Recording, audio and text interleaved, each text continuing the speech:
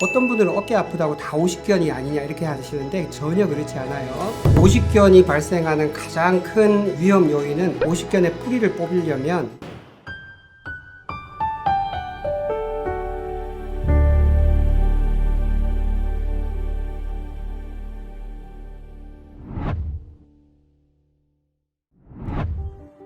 안녕하세요. 치료를 통해 행복을 더하는 행복한 재활의학과 원장 김정훈입니다.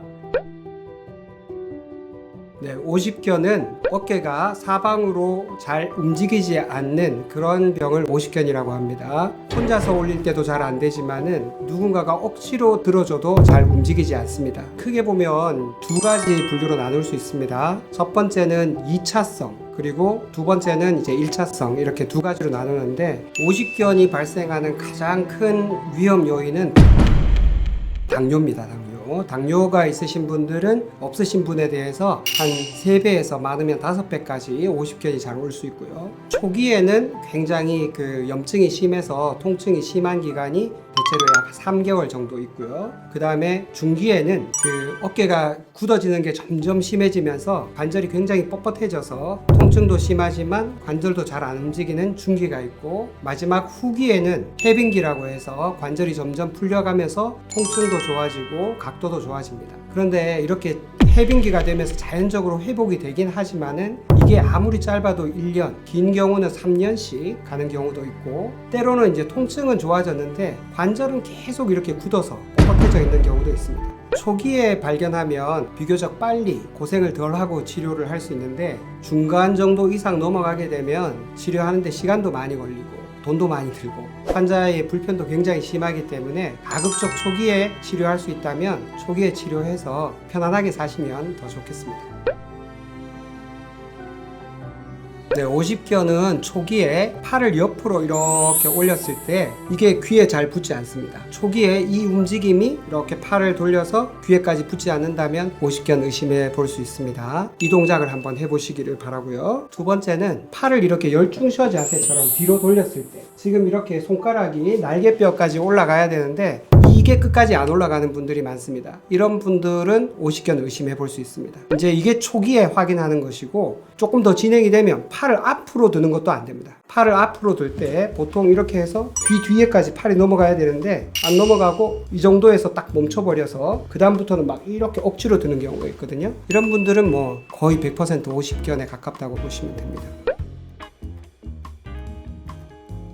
환자분들 중에서 이제 마사지만 했는데 오십견이 좋아졌다 이렇게 얘기하시는 분들이 있는데, 이거는 사실 오십견은 아닌데 근육이 짧아지거나 뻣뻣해지면 어깨가 이제 잘 안 움직이니까 오십견으로 이렇게 착각한 경우가 많이 있습니다.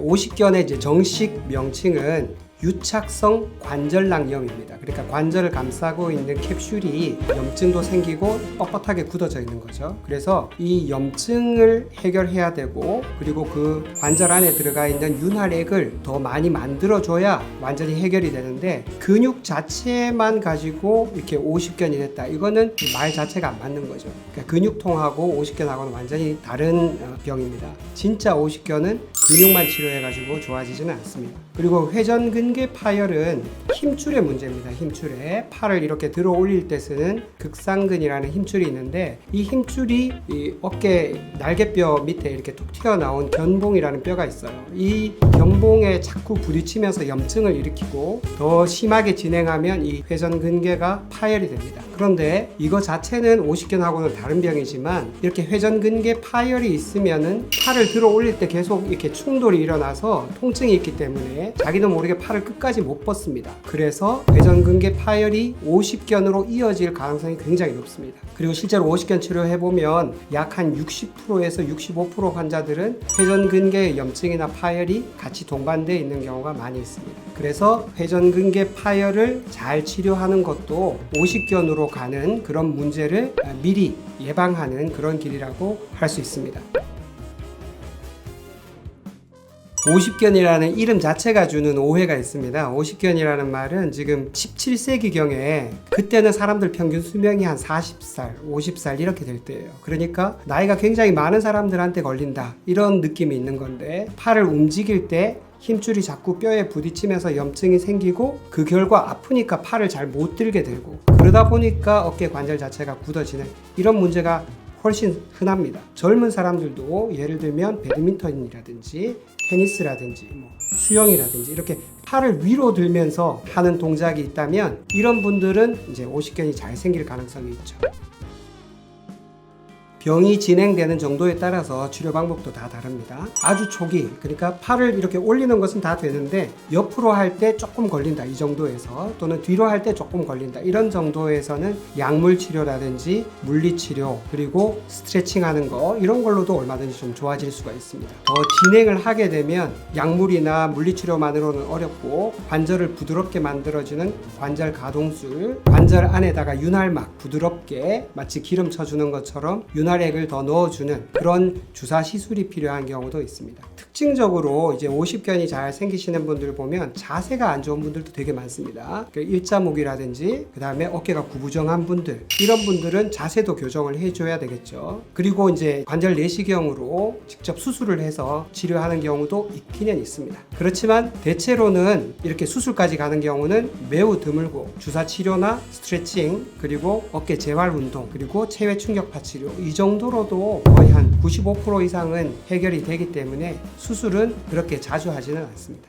네, 오십견의 큰 문제 두 가지는 하나는 이제 통증이고 하나는 뻣뻣한 거예요. 그래서 재활의학과에서는 이렇게 통증이라든지 날개뼈 움직임을 정상화하는 이런 단계별 전문 재활 치료를 하고 있기 때문에 오십견의 뿌리를 뽑는 그런 치료라고 할 수 있겠습니다. 오십견은 이제 원인과 또 단계에 맞는 맞춤형 재활이 굉장히 중요합니다. 이런 각각의 문제가 이제 전체 통증에서 차지하는 비중이 얼마인지, 그리고 병은 어느 정도 진행되는지 이런 진행 단계에 맞춰서 처음에는 스트레칭이나 온열 치료만으로도 이렇게 해결할 것인지, 또는 주사 치료라든지 체외 충격파 같은 이런 병원에서 전문적인 재활 치료를 같이 해야 될 것인지 이런 거를 잘 결정을 해야 됩니다. 어떤 분들은 어깨 아프다고 다 오십견이 아니냐 이렇게 하시는데 전혀 그렇지 않아요. 어깨 통증이 만성화가 되면 오십견이 됩니다. 가급적 조기에 확인하고 치료할 수 있도록 이렇게 돕는 것이 저희 병원의 장점이라면 가장 큰 장점이 되겠습니다.